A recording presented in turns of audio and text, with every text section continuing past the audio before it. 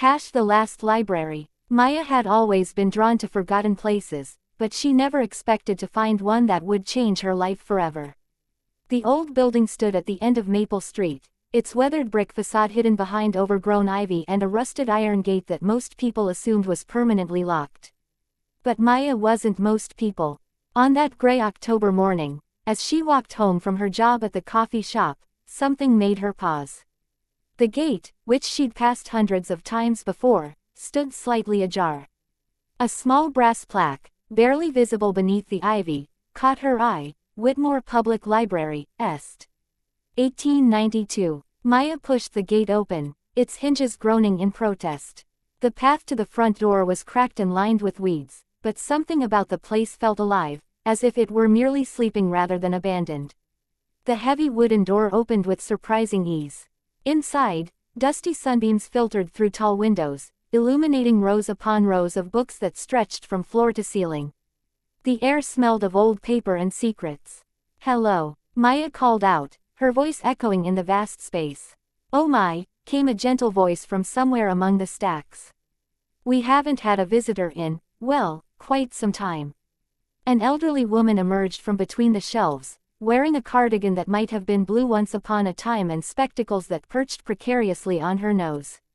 Her silver hair was pulled back in a neat bun, and despite the dust that seemed to coat everything else, she appeared remarkably tidy. "I'm Mrs. Whitmore," she said, extending a wrinkled hand. "The librarian. Though I suppose I should say the last librarian." Maya shook her hand, surprised by how warm it felt. "I'm Maya. I didn't know this place still operated. I thought it had been closed for years." Mrs. Whitmore's eyes twinkled behind her glasses. "Oh, we never really close, dear. We just wait for the right people to find us." She gestured around the library with obvious pride. "This collection has been growing for over a century. Books have a way of finding their way here, you know.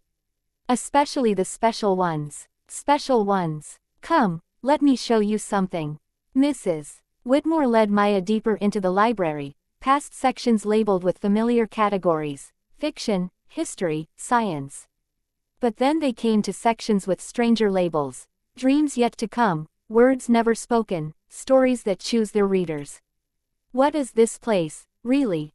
Maya whispered, running her fingers along the spine of a book that seemed to shimmer slightly in the dim light.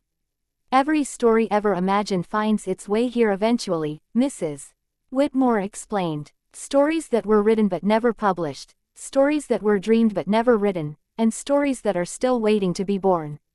This library exists between the world of what is and what could be." Maya pulled a book from the shelf. Its cover was blank, but when she opened it, words began to appear on the page as if written by an invisible hand. Maya had always known she was meant for something more, though she couldn't say what. Working at the coffee shop, watching the same people order the same drinks day after day, she felt like a character in someone else's story, waiting for her real life to begin. Asterisk. That's about me," Maya breathed, staring at the pages. Mrs. Whitmore nodded knowingly. "Every person who enters this library finds their own story here. But more importantly, they find their choice." "What choice?" The old librarian's expression grew serious. "The choice to remain a character in someone else's story, or to become the author of your own." Maya continued reading, mesmerized.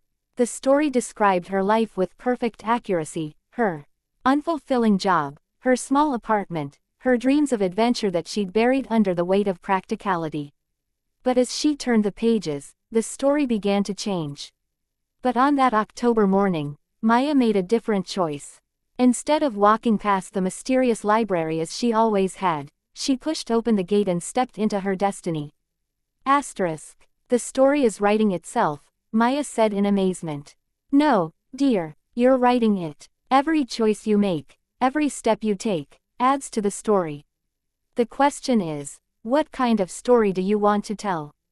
Maya looked around the incredible library, at the impossible shelves that seemed to stretch infinitely upward, at the books that glowed with their own inner light.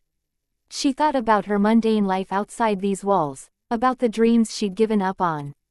"What would happen if I stayed here?" Mrs. Whitmore smiled sadly. You could stay forever if you wished. You could read every story that ever was or ever could be. You could become the next librarian, keeper of all these tales. But then your own story would end here. You'd become part of the library's story instead of writing your own.